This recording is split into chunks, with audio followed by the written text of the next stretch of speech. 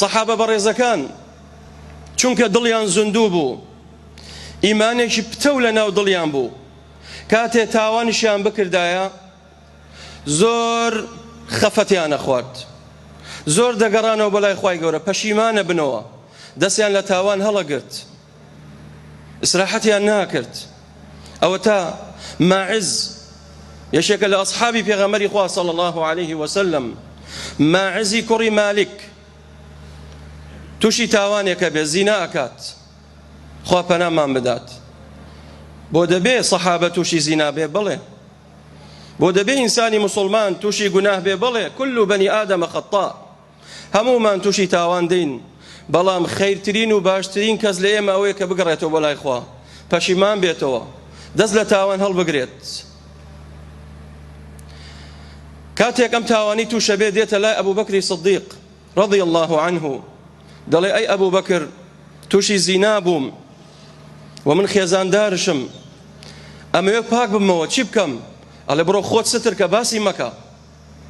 ئەڕوات، بەڵام دڵی هەر هەڵە قوڵێت، تاوانەکە وای لێ کردووە ئەوێ خۆی پاکاتەوە. مدەیەتر ئەچێتە لای ئیمامی عومەر ڕەزا و ڕەحمەتی خوا لە عومەر بێ، دەفەرمێ ئەی عومەر، زینام کردووە، دەمەوێ پاک بمەوە.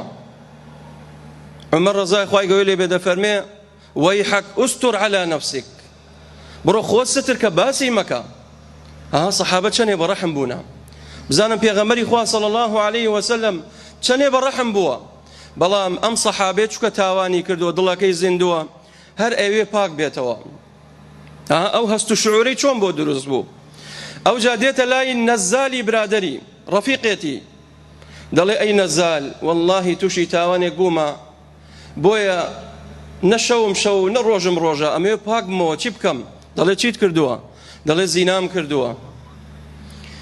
دەڵێ هەتا زووە بڕۆ بەلای پێغەمبەری خوا صلی الله عليه وسلم، ئیعتراف بکە لە دنیا خۆت پاککەرەوە تا ئاەت لەسەرت دانەبەزیە. طبعا ئەم ڕێنمایی نەزال بۆ ئەو سەحابیە هەڵە بوو. دوای پێغەمبەری خوا صلی الله عليه وسلم انتقادشی کرد، ئەبوایە خۆی ستر کردایە. دێتە لای پێغەمبەری خوا صلی الله عليه وسلم، دەفەرمێ یا رسول الله طهرني، ئەی پێغەمبەری خوا صلی الله عليه وسلم پاکم کەرەوە. پێغەمبەری خوا صلی الله عليه وسلم فەرمێ من ماذا أطهرك يا ماعز، لە چی پاکت کەمەوە؟ دەفەرمێ من الزنا، زینام کردووە، تاوانم کردووە، دەمەوێت لە دنیا پاک بمەوە. پێغەمبەری خوا صلی الله عليه وسلم ڕووی وەردەگێڕێت، واتە نایەوێت ڕەجمی بکات، بەرەکاتە لای چەپ، دێتە لای چەپ، یاڵێ یا رسول الله طهرني، پێغەمبەری خوا صلی الله عليه وسلم بەرەکاتە لای ڕاست، دوای ئاوڕی لێداتەوە، دوایە فەرمێ ئەبیکە جنون، ئەرێ ئەم پیاوە شێت بووە. سەحابە فەرموویان نا وەڵڵا یا رسول الله، عەقلی لە جێی خۆیەتی.